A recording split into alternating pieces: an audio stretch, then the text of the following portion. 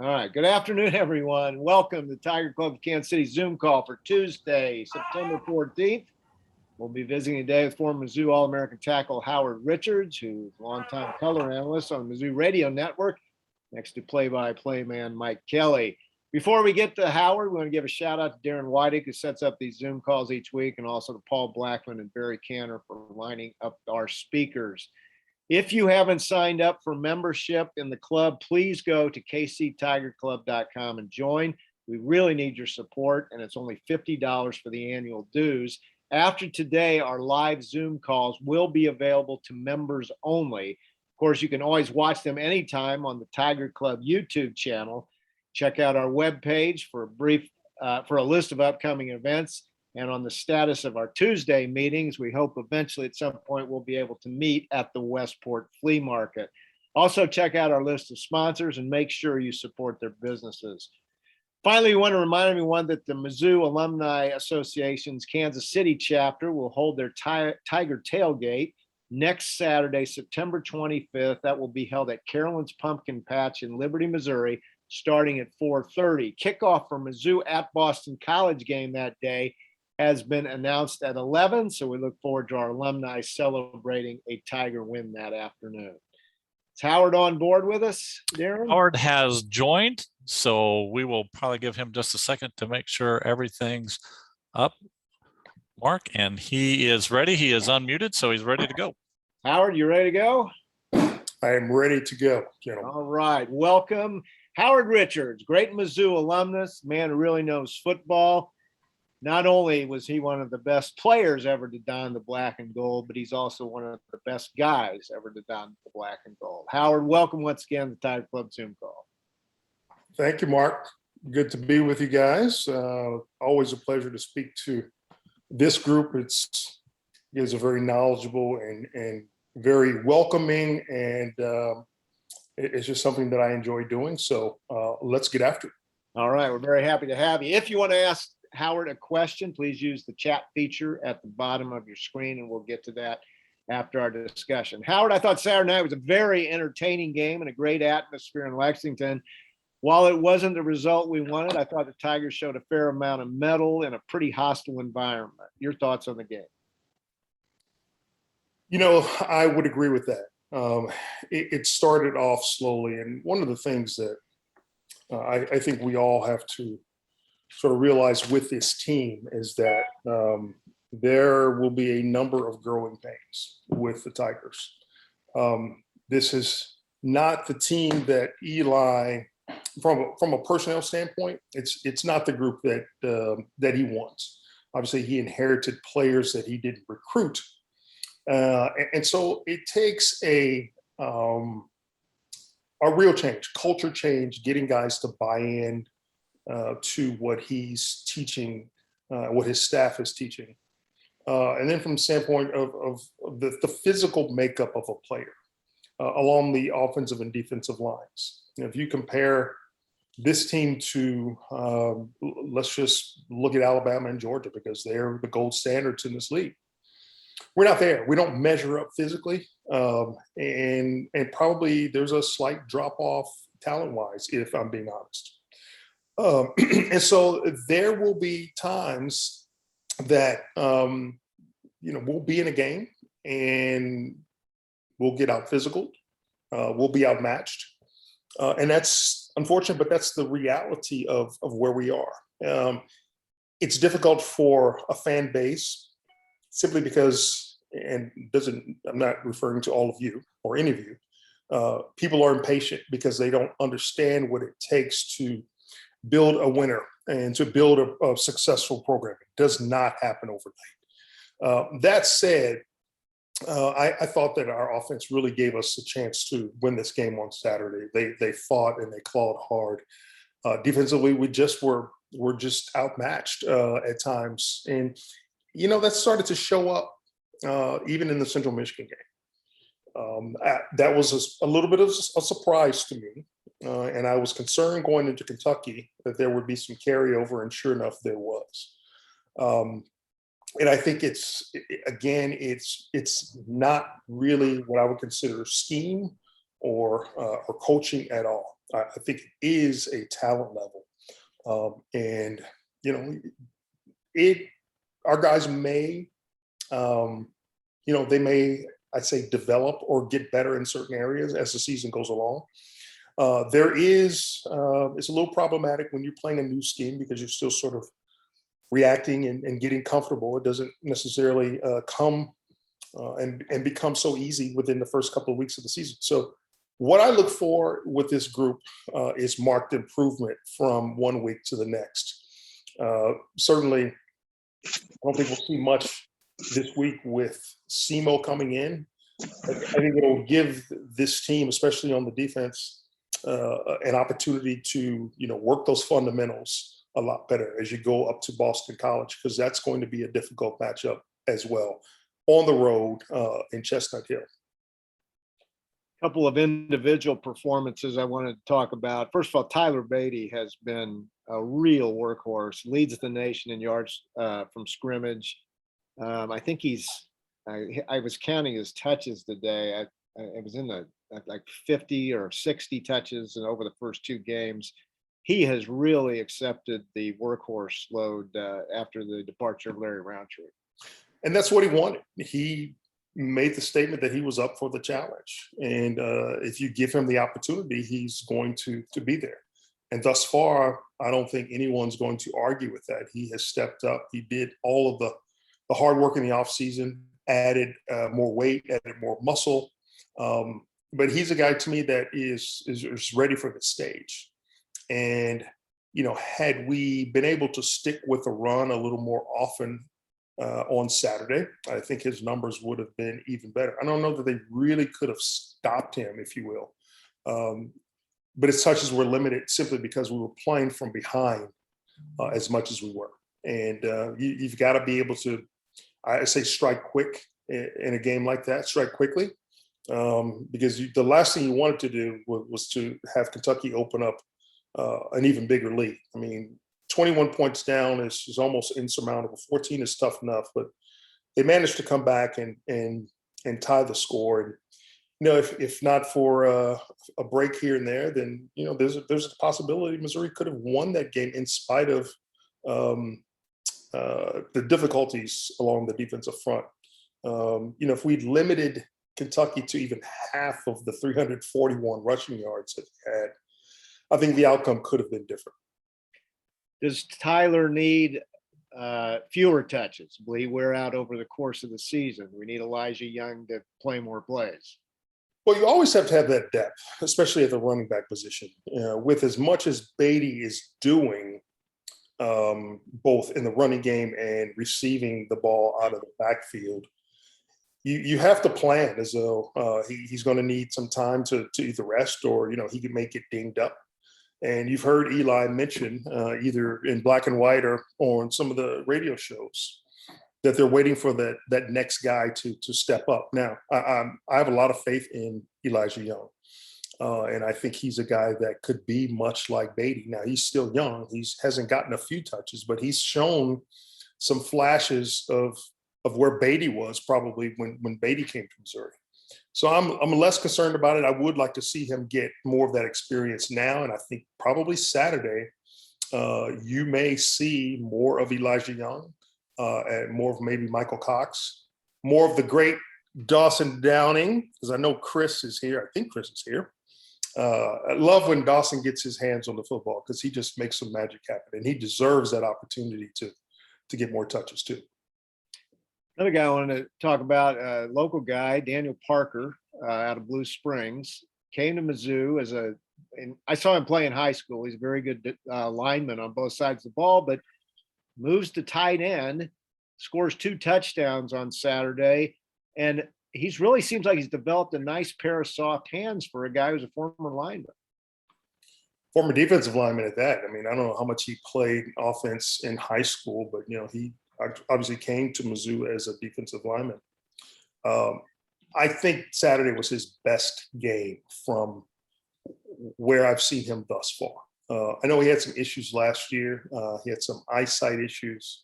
And I believe he was benched during the season. And I think he went through a lot of stuff last year. But I've always liked his effort and what he brings to that Tiger team, just from an ability standpoint. And he seems to always be, playing with a lot of enthusiasm. And so I was happy for him to be able to, get some points on the board, catch some balls, and hopefully down the road, as the season wears on, he will be another go-to target, because I think he's got the toughness. I think he understands what it takes to play the position. And I think he's a guy that they can depend on in the future. So I like having his experience and his presence on this team, and would like to see our tight ends become more of a factor. And I think that probably has to happen. Hey, it takes pressure off the receivers, and you want that versatility. You want those added weapons incorporated into your offense. And Parker is a guy, along with Nico Hay, to me, are the first two guys that should get those touches. And Messiah Swinson as the backup is another guy that I think has a lot of talent. He's 6'7". He's athletic, but he just needs more time on the field. So we should be so hopeful that those guys will be utilized more in this offensive scheme. Connor Bazelak, I thought, played a pretty solid game, and is a tough kid. He's in the game. He was beat up at the end. I thought we had a good job on the play calling, but one thing, it seems like Tigers need more of a downfield passing game. Is that accurate? Well, yeah, we talked about that. They've got to be able to stretch the field vertically, and I think that'll come as these young receivers, Lovett and Cooper are very new to the system. Much like a guy like Kiki Chisholm, these receivers were new to the system last year. They're more, I think, more familiar with what Missouri's trying to do offensively, and that'll come because those guys are really quick, and they have that escapability. It's just a matter now of being able to connect on those deep throws. Obviously, you've got to get open, and if Missouri can hit some of those big balls, man, I mean, with big playability like that, and we have it. It's just a matter of being able to do it on a regular basis. And then they become game changers. And Bazelak, it's something that he's worked on throughout the offseason. But you don't just work on it in the offseason. This is something that you work on daily, before practice, after practice. And that's why you see in the NFL why it's so successful, because as an NFL player, that's all you do. You work on your craft. You work on throwing the football. You work on timing. You work on touch. And in college, you don't have the luxury. You got to go to class, and there are a number of other things. You're not being paid to play football. So it's more difficult. The playbook is more limited. You have less time to focus on football. But on those moments that you have that ability to do so, that's what it takes. That's what I did before practice. That's what I did after practice. I'd do pass sets in my apartment. I'd stand in front of the mirror and practice, mirroring a defensive lineman. Those are the little things to me that become difference makers to those that care the most. But listen, I think Connor Bazelak is a really talented player, and he is, his limitations are the same limitations that this entire offense has. I don't think he has driven this offense thus far, and I think for the most part I have been satisfied with what he's been able to do. But he's got a lot of time left on this team, and I just think he's going to continue to improve, especially if he gets, receivers that become more familiar with this offense and know how to defeat opponents. Howard, you were one of the best linemen ever to play at Mizzou. Give us your expertise, or what's your assessment of the performance of our offensive line in the first two games? Thus far, we haven't been bad. We haven't been great, but I'm not dissatisfied with what they've been able to do. Again, I think it's going to require more time on the field, more work playing together. Think about a guy like Hiron White, who missed all of last year. But grade-wise, I think he may have played the best of everyone last year. He's still young. He's still developing. And that's what it takes to get better, to play as a cohesive unit across the board. Some of these guys they just haven't played a lot of football. I think, Mark, if you know what we did in the late 70s at Mizzou, we had that cohesiveness. We had guys that played together for a long, long time. And that was an asset for us. So that's really what it takes. I think, as long as the strength and conditioning continues, those players will continue to develop. Obviously, your success on offense really is predicated on how well you play up front. And I think these guys really are in a position to play better week in and week out, especially against better talent. Again, it's going to take more work in the off seasons to get where Eli wants this team to be. But hey, it could be a lot worse. We could beat Kansas. On the defensive side of the ball, Jalen Carlisle, sophomore defensive back, had a forced fumble and a big hit on Rodriguez, and then also an interception. He definitely was a standout. And Blaze Aldridge, I thought, also had a pretty decent game with I think he had 13 tackles and the blocked field goal, which was almost returned for a touchdown. Yeah, Carlisle is, I think, a pleasant surprise, maybe the biggest surprise on defense. Simply because of where he came from, but quietly and think about this. I believe he missed the first half of the Central Michigan game, so he only played the second half of that game, and he only played the first half of the Kentucky game. It was my understanding he got sick and didn't play in the second half. But in 4 quarters, 2 interceptions, some defended balls, a big hit against Rodriguez to knock the ball loose just inside the goal line. That was a big play, and that play alone kind of turned the tide for Missouri to get back in it and to do the things that they were able to do late in the game. But he's a guy that, the sky's the limit from a talent standpoint. Really been a pleasant surprise defensively from what he's been able to do. Aldridge, I think, is being the leader of that defense. He had obviously 3.5 sacks against Central Michigan at the big block field goal Saturday against Kentucky. But I think he's got to play more consistently. Now, we compare him to one of the best linebackers Missouri's ever had, and that's Nick Bolton. He's not Nick Bolton. He has his limitations. But I think as he becomes more comfortable in this system, also, he's a guy that can play better. Still feeling his way. And I think it's a tremendous accomplishment to transfer to an entirely different program and become a starter on that defense. But again, it's about familiarity, and it's about doing it week in and week out. And hopefully his trajectory as a leader of that defense continues to rise.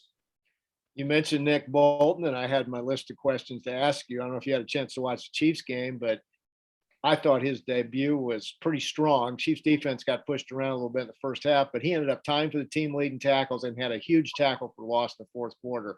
I think he's got a high ceiling, and he's a smart guy and a high character guy. One of my favorite players in the last few years at Mizzou. Well, and he proved that on the field in Columbia. Nick's only limitation with regard to his draft status was, his height. I don't even know if he's 6 feet tall. He might be 5'11", but he plays much bigger, and he's got the speed and high football IQ, very good instincts, good quickness, and he's just one of those guys that knows where the ball is. His recognition is excellent, and I mean, he's a playmaker, which is why he was drafted where he was, and which is why he was on the field on Sunday. So give credit to the Chiefs for doing their homework on Nick. Not that it was any great secret, but the fact that they took him, sort of a hometown kid, if you will, even though he's from Texas, but a Missourian, and just realizing that there is talent on that roster, 120 miles away in Columbia. So I like the fact that we have at least one professional team left in the state that will give Mizzou players a look where other teams may not either have that interest or that knowledge in what the Tigers are doing. Talking with Howard Richards, color analyst on the Mizzou Football Network, former Tiger All-American tackle. If you'd like to ask him a question at the end of our discussion, please use the chat feature at the bottom of your screen. Howard, through the first 2 weeks, the SEC, Kentucky really impressed me with their physicality. I've heard talk that they may have a couple NFL players on the front on their offensive line. Could they be the third best team in the league behind Georgia and Alabama? Sure, they could. It's still early. We don't know who that team is, and we don't know what's going to happen down the road with Georgia, Alabama, Florida, A&M, or Auburn, whoever those top teams that are projected to be there will be. Alabama's had some injuries of late to some key players. They lost one of their best edge rushers for the season, and their opposite edge rusher is kind of day to day with a knee injury. They're big parts of their defense, so that makes them a little more vulnerable. And that's why you play the games every week, and that's why this team that wears the black and gold really has to be prepared, if not over prepared, for what they face because of the talent drop off. And you've got to compensate for that in other areas. So it really comes through preparation. So maybe it's Kentucky, maybe it is Missouri. Maybe they still have a shot at it, from a talent standpoint. No one would have ever predicted that this team could have knocked off LSU last year. And without COVID, who knows what could have happened in those last 2 games. But I like the direction that this team is going in, and there's no way in the world that I'm ready to write this team up because of a loss to Kentucky.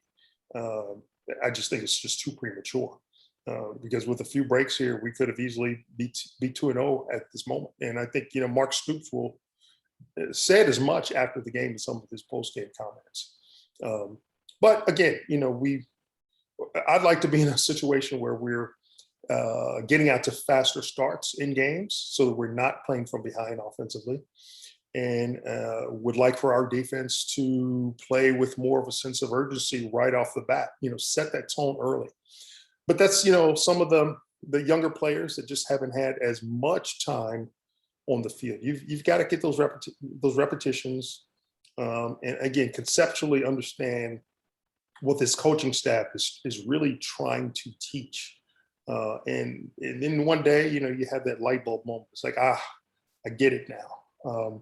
So you're really playing from a reaction standpoint instead of, trying to read and think on the football field, which is the last thing that you want to do. So, my hope is that they will get there. I think potentially it's a team that can do that. But we'll just have to wait and see, week by week, how these guys develop. And I know that is a strong point of emphasis from not just Coach Drinkwitz, but all of the coaches on this coaching staff. I've really been impressed with, their openness and what their philosophies are across the board. How loud was that stadium? It seemed really loud on TV. Very loud. Kentucky this is the 5th time that we've been there since joining the SEC. Every year it's gotten better. I think they were probably a couple thousand people shy from a sellout, but it was loud, louder than it's ever been. It, to me, rivals at only 50 to 60,000. It rivals the noise level that you have at Tennessee, Georgia, Alabama, Florida, which is why I would love it if Mizzou fans could make it a point to go and visit a road SEC game and see what those crowds are like. Because it's far different. We just don't have that same sort of edge at home. We did years ago, Mark, as you know, back in the 70s, when we had, regularly 70, 75,000 people in the stands, and it was loud. So hopefully we can get back to that. And I know that, our new athletic director, Desiree Reed-Francois, is looking at how the in-game experience can be enhanced.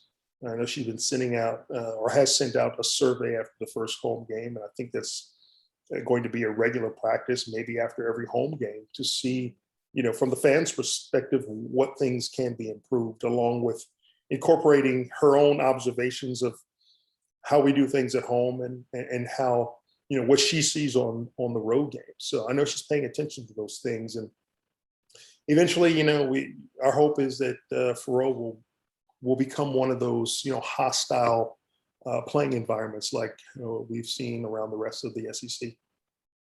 We get to questions just a minute. Howard, I wanted to ask you about a score that really jumped out at me from last weekend was Arkansas, Texas.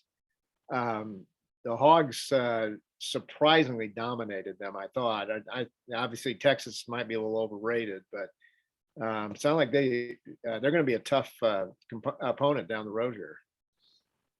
They've got talent on the roster. And we know from last year's game with Arkansas that game could have gone either way. They could have easily beaten us. We gave up a bunch of yards on the ground.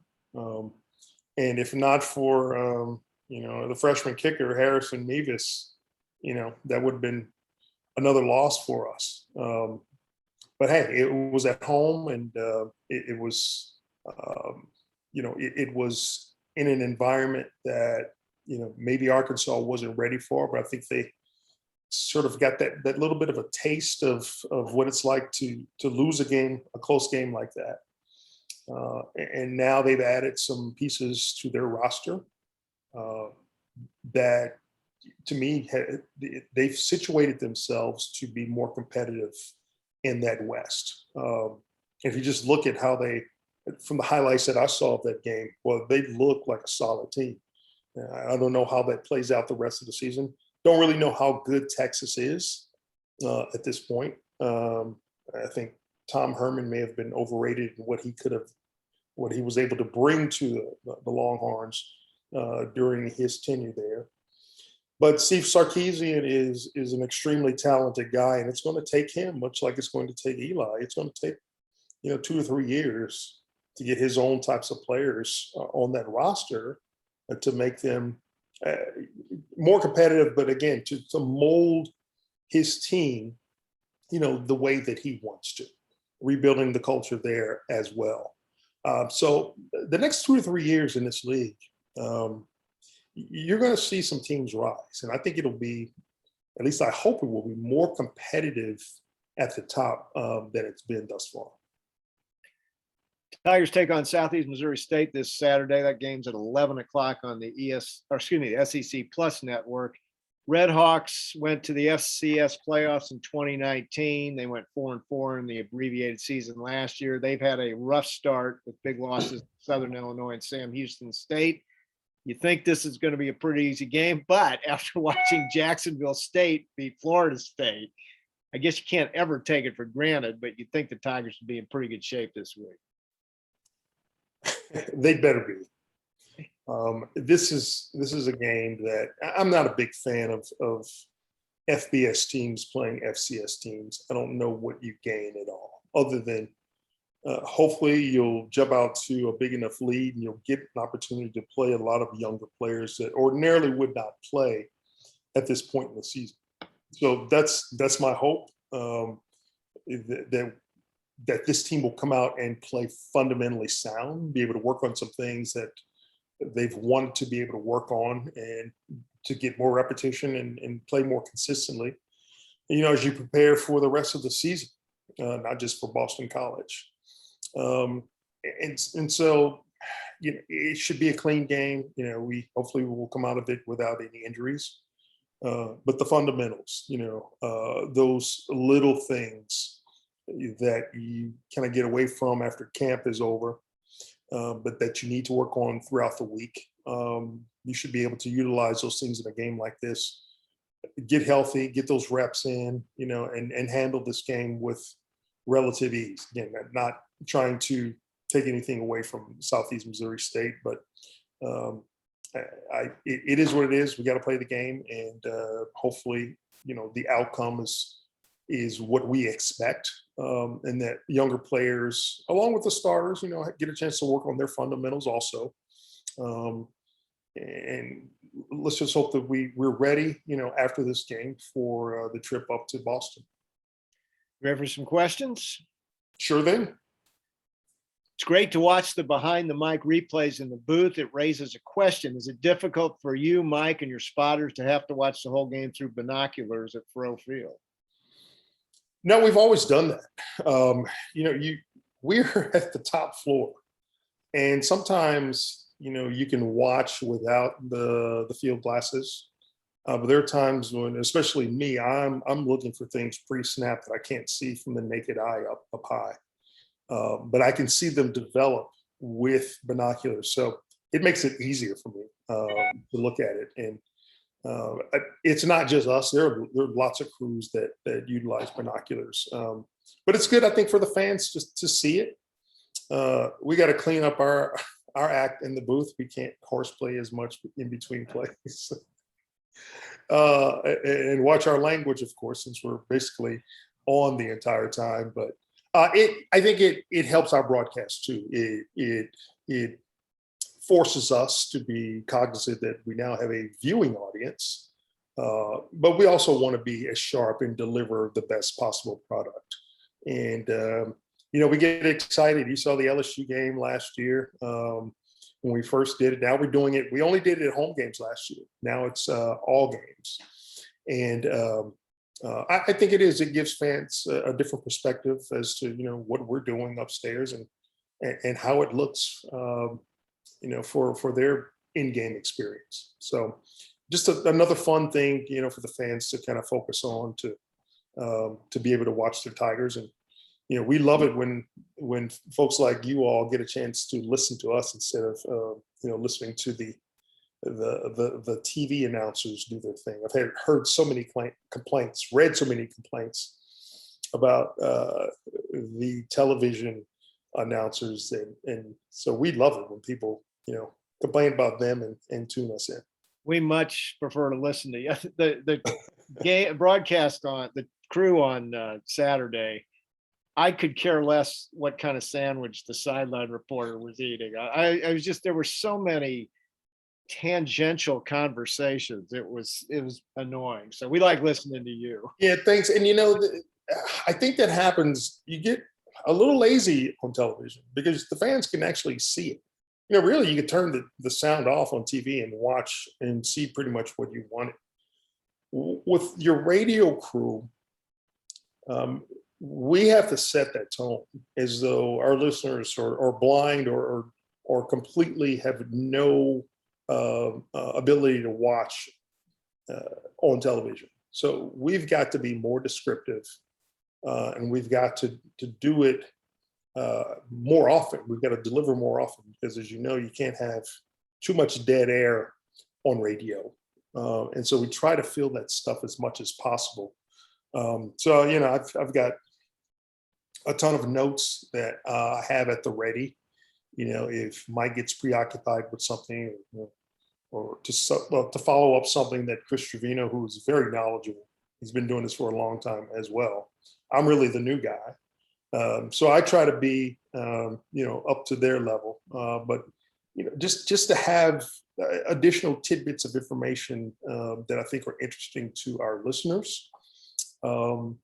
And that's why I think we all enjoy doing what we do, because it's not like we just walk in there and we're ready. We all prepare throughout the week, and I think, and hopefully it continues to show and sound very good to our listening audience. New guy who's been doing it how many years now? 11? Is that right? This is season number 11 for me. Yeah, it seems like just yesterday when I broke my first game. We are blessed with the best and experienced radio crew in the country, in my humble opinion. So what are the best venues in the SEC to call a game?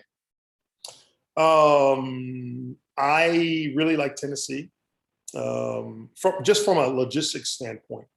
The broadcast booth has a very high ceiling, no bulkhead.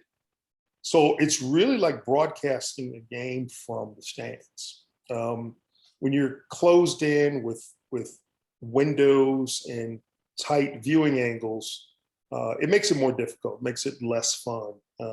So you really got to kind of get yourself up into the game. And Tennessee has a lot more space for us to operate in. Most of the time I'm on my feet. Mike is also, and it makes it easier to project. And I think we're into the game more when we're standing than when we're sitting down. But I will tell you, it's physically tiring. I mean, you feel like you've gotten a workout after being on your feet and with your head and using your voice the entire time for 3 to 4.5 hours. If you go back to Central Michigan, it's exhausting. In addition to Tennessee, I think just the big venues in the SEC, Florida, Georgia, Kentucky was really good. They've done a nice job of renovating their space there. Be interesting to see whenever we get back to Texas A&M, what improvements they've made there. But for the most part, all of the venues in the SEC are good enough for what it is that we do. As long as we have good viewing angles with few obstructions, it really doesn't hinder what we do. Any update on injuries to Basilak, Rakestraw, anybody else? Haven't heard anything about Rakestraw yet. I talked to Connor as he's coming out of the locker room, and I was going we were both heading to the buses, and I said, "Hey, how's the knee?" He goes, "I'm fine." He goes, "It was a situation where we bumped knees." He goes, "But I'll be completely fine." So I was relieved to hear that directly from him, that he should be okay. And hadn't heard anything on Rakestraw or any other injuries. Haven't seen anything that leads me to believe that we'll have any problems this week. So hopefully all those guys will be able to get on the field and get off the field and get more rest as we prepare for the following week up in Chestnut Hill. This is more of a comment than a question. For a long time, one aspect or another of special teams has been Missouri's Achilles heel. Through 2 games, special teams have been damn near perfect. Certainly nothing to complain about. McGinnis, our punter, is really good at nailing it inside the 20.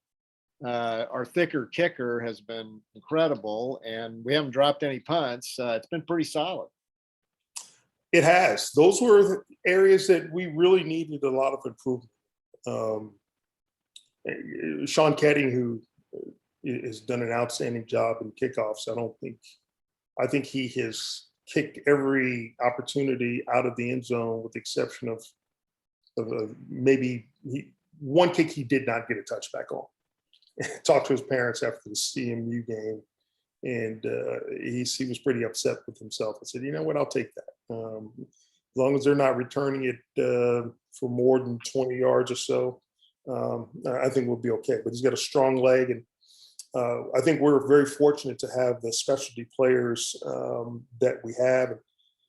You kind of get the feeling that with our punt returners, because they have fielded everything so cleanly, if you get a block here and there, and it'd be great to see a punt return at some point. But it starts first with fielding the punt cleanly. And fielding the punt, not while you're retreating. You've got to be back deep enough so when you field that punt, your first step needs to be forward. When you do that on a consistent basis, it's going to increase your chances if you get a wall that you can make a significant run back, if not score a touchdown. I had a question about the Big 12 and conference realignment. What are your thoughts about the changes in the conference?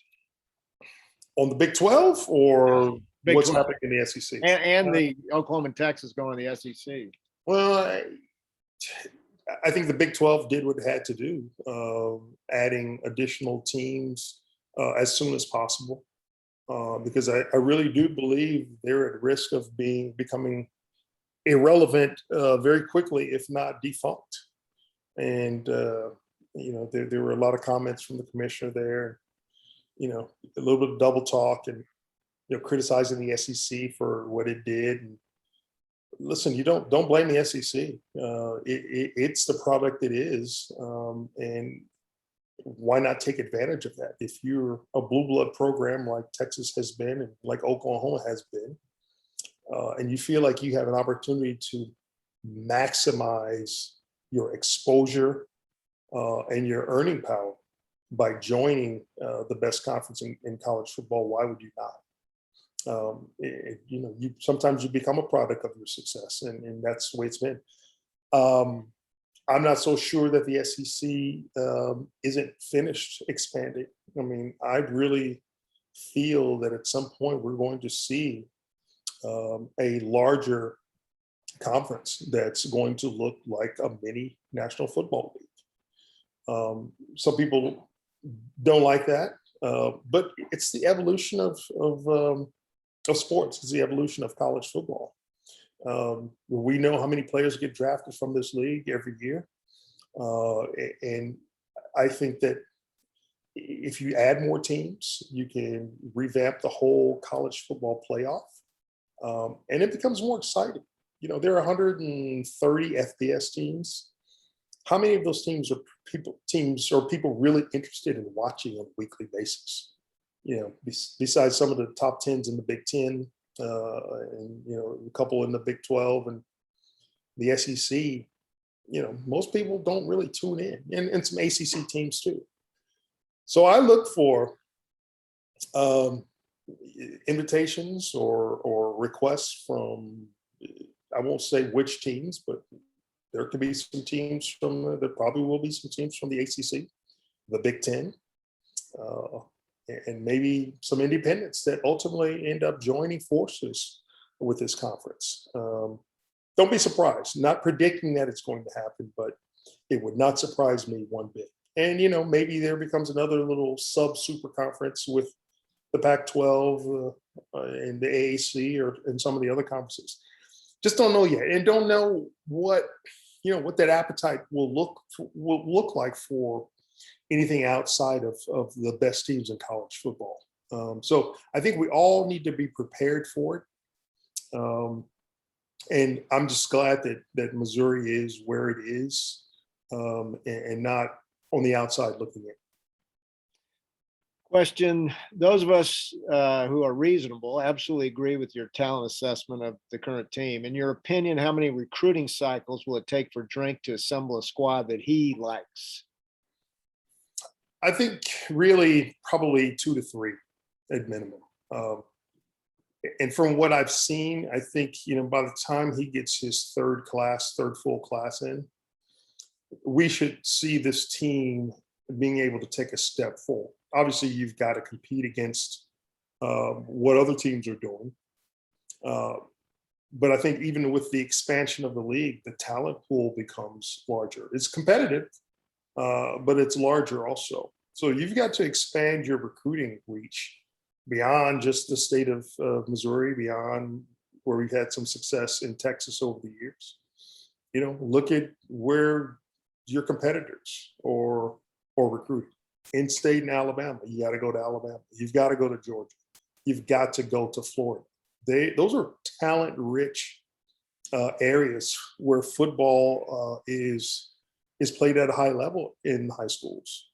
And with the addition of some junior college transfers and guys hitting the transfer portal, it becomes a more calculated formula to bring in those types of players that are going to give you the type of mix of talent on your roster that you can be competitive week in and week out. I want to ask you one last question about the name, image, and likeness, and what's available to players now. I knew you when you were a player. I think you would have been a media superstar with name, image, and likeness. But thank you, Mark. I appreciate that. You would have been great. It's too bad. I know. How does that make you feel? And where do you see college sports going with this? I think it was inevitable. If you look at just the foundation of where it's been, when you've got a kid who's from a underserved area, yet he is producing at a tremendously high level. And the university is just reaping the benefits from his jersey sales and all the other stuff, fans coming in to watch him perform. They're not coming in to watch the AD. They're not coming in to watch the head coach. They're coming in to watch the players on the field. And if that kid can't afford to go to a movie or, take his girlfriend out, NIL to me has become the equalizer, because it does now put that extra money into the pocket of these student athletes, and where they never could have had that opportunity to do so before. I am not a fan of student athletes becoming professionals or unionizing or anything like that. I want them to remain amateurs. And I think that sort of protects the integrity of it all. But I am all for everyone being able to capitalize on their achievements. The difficult thing here is twofold. You want to make sure that these student athletes are not so focused on how much they're going to bring in individually with name, image, and likeness, because ultimately what you need to stress to them is, if you don't perform on the football field, on the basketball court, baseball diamond, in the pool, on the track, on the wrestling mat, NIL's it's going to be a moot point. You won't even get those opportunities. So you got to take care of business first and foremost. And the sooner the student athletes understand what that's about, then I think it actually helps them, and I think it helps your program too. Secondly, the more difficult, or maybe as difficult aspect of all of this, is that a lot of those dollars that were going into athletic department budgets, guess what? They're probably going to go into the pockets of these student athletes. So your athletic departments are going to, dare I say, struggle to try to find other revenue streams, if you will, and reach out to more donors. So it's going to be challenging for athletic departments, including the Tiger Scholarship Fund, because of that. You're fighting for the same dollars now. So you got to go out and find additional donors, and you've got to make a compelling argument as to why someone should invest in the University of Missouri's student athletes. So it's a challenge. Kind of glad I don't have to worry about that at night. I can just sit back and watch it. But it makes college sports that much more interesting. And I think you're going to see more robust investments from a fundraising standpoint. And I think that has to be sort of the case here, to have more people that are experienced in finding, new sources of revenue, finding new donors, building those relationships across the state. So that's, to me, what this landscape looks like with regard to NIL. Howard, thank you very much for joining us. You are always a great guest and do a wonderful job on the broadcast. Again, our crew with you and Mike and Chris Trevino is, there's none better in the whole country. So keep up the good work. Thank you so much. It to me, it speaks to how much we all care about the university and the program. It's no accident. Chris and I are both Mizzou alums. Mike has, even though he's an SIU Saluki, we've made him an honorary alum, and he's been so impactful and such a part of Mizzou athletics, football and basketball, and so many things around the state and in the city of Columbia. It's a pride point for us. And so to hear the comments that you make, and to hear that from others about how much they enjoy what we do, I think really just energizes us and makes us want to continue delivering a good product, from this year and many years to come. So thank you, and thank you all thank the club.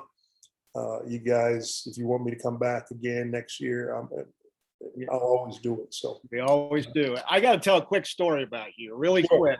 What a great guy you are. I was watching the Central Michigan game in New Jersey. I was visiting my daughter, and in the fourth quarter, Howard sends me, that was my birthday. Howard sends me a happy birthday text in the fourth quarter.